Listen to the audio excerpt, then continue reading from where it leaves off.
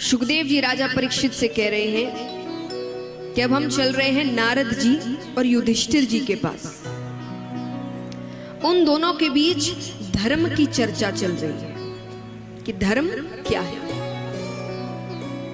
धर्म की बातें बहुत लोग करते हैं, धर्म को बचाने की भी बातें करते हैं, पर बचाने से पहले खुद को धर्म पर चलना पड़ेगा। हम धर्म बचा तभी सकते जब हम खुद धर्म निभा रहे हैं, हमें पता हो धर्म क्या है। तो धर्म के कई लक्षण हैं, मैं आपको 5 लक्षण बताती हूं जो नींव है, जो आप रोजाना अगर उनका पालन करें तो आप धर्म का पालन कर रहे हैं। तो सबसे पहला है सत्य। श्रीमद् भागवत भी अगर आप पढ़ते हैं, उसके भी मंगलाचरण में कहा गया है सत्यम परम धीमहि। कृष्णम परम धीमहि नहीं लिखा, राम परम धीमहि नहीं लिखा, ब्रह्मा परम धीमहि नहीं लिखा, क्या लिखा? सत्यम परम धीमहि। सत्य ही सबसे ऊपर है।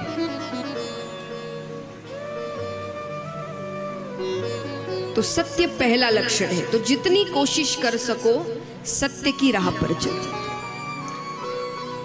मुझे समय पता है इसलिए मैंने नहीं कहा कि सिर्फ सत्य की राह पर ही चलो, क्योंकि वो कोई करने वाला, वो सब यहां से बाहर निकलेंगे उन्हें कुछ भी कहते हैं, इनके बोले बोले होता है क्या। वैसी बातें कहती नहीं जो पालन कर ना सके कोई। तो जितना हो सके उतना सत्य की राह पर चलो। जहां झूठ की जरूरत नहीं वहां झूठ मत बोलिए। मैं एक साधारण सा उदाहरण देती हूँ कि हम कितनी छोटी छोटी बातों पर भी झूठ का इस्तेमाल करते हैं। जहां झूठ की कोई जरूरत, मान लीजिए हमने किसी से मिलने का कोई समय तय किया है, वो व्यक्ति उस समय पर पहुंच गया, अब वो हमको फोन करे कहाँ हो, कहाँ पहुंचे, हमारा क्या जवाब होता है? 5 मिनट बस, पहुंच गए, रास्ते में, अभी घर से भी नहीं निकले। यहां पे झूठ की जरूरत है? क्या होगा? वो थोड़ा चिल्लाएगा सामने वाला कि क्या तुम समय, सुन लेना, गलती तो हुई है। तो यहां झूठ की जरूरत थी नहीं। कोई पहाड़ नहीं टूट जाता कि अगर हम उसको बता देते कि नहीं भाई गलती हो गई, थोड़ा जरूरी काम था, ये था वो था, घर से बस निकल रहे हैं, पहुंच जाएंगे कुछ देर में। लेकिन हमारी आदत हो गई है हर चीज में झूठ बोल के बच जाओ कभी। और इसीलिए देखिए हमारे वेद शास्त्र हमें कितना तैयार करते हैं आगे की चीजों के लिए। हमें इतनी आदत हो गई है हर चीज से बचने की, झूठ बोल बोल के, कि अब जब कोई कठिन परिस्थिति आती है हम उसका सामना ही नहीं कर पाते। क्यों? क्योंकि हमें बचने की आदत हो चुकी है। ये छोटी छोटी चीजें आपका सामना तो करवा रही है, छोटी छोटी चीजों से, छोटी छोटी आदतें ही जाकर बड़ी बड़ी आदतें बनती है। हम इतना बचने लग गए, हर छोटी चीज में झूठ बोल के बच के निकल गए, झूठ बोल के बच के, जिस दिन कठिन परिस्थिति आई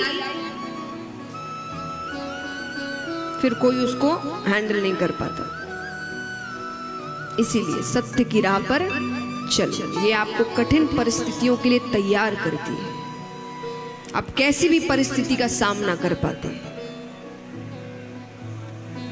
दूसरा है दया, जो आज मेरे हिसाब से खत्म ही होती जा रही है। विचार करिए, बोलने में मुझे ऐसा लगता है कि हमसे ज्यादा तो अब पशुओं में दया रह गई है कि अगर रास्ते में कुछ गलत हो तो कम से कम वो भौंकने तो लग जाते हैं,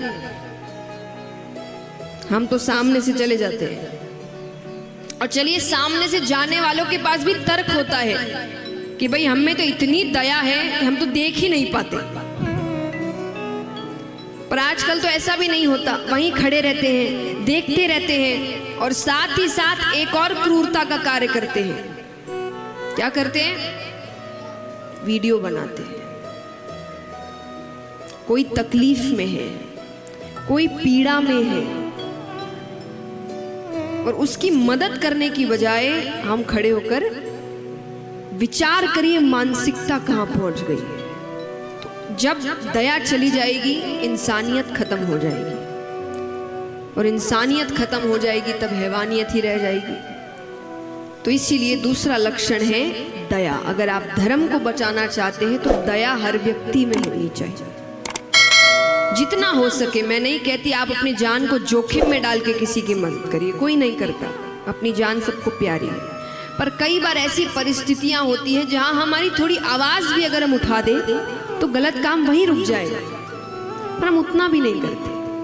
हमें क्या, हमें क्या, हमें क्या, और चीजें घूम कर आती है। याद रखना, जहां आज आप किसी के सामने से गुजर रहे हैं और उसकी आंखें मदद मांग रही है और हम ये सोच के निकल रहे हैं हमें क्या, किसी दिन हमें भी जरूरत पड़ेगी और हमारी आंखें मदद ढूंढ रही होगी कि कोई तो मेरी मदद कर दे, तब सामने से भी व्यक्ति निकलेंगे मन में सोचते हुए हमें क्या।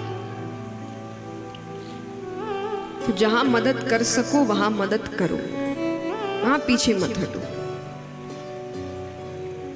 ये दूसरा लक्षण है। तीसरा लक्षण है पवित्रता। चाहे वो पवित्रता खुद के लिए हो, विचारों के लिए हो, चरित्र के लिए हो, वातावरण के लिए हो। जितनी पवित्रता होती है उस घर में, उस जिंदगी में उतनी लक्ष्मी आती है। जितनी गंदगी होगी उतनी दरिद्रता आएगी। तो ये भी जरूरी है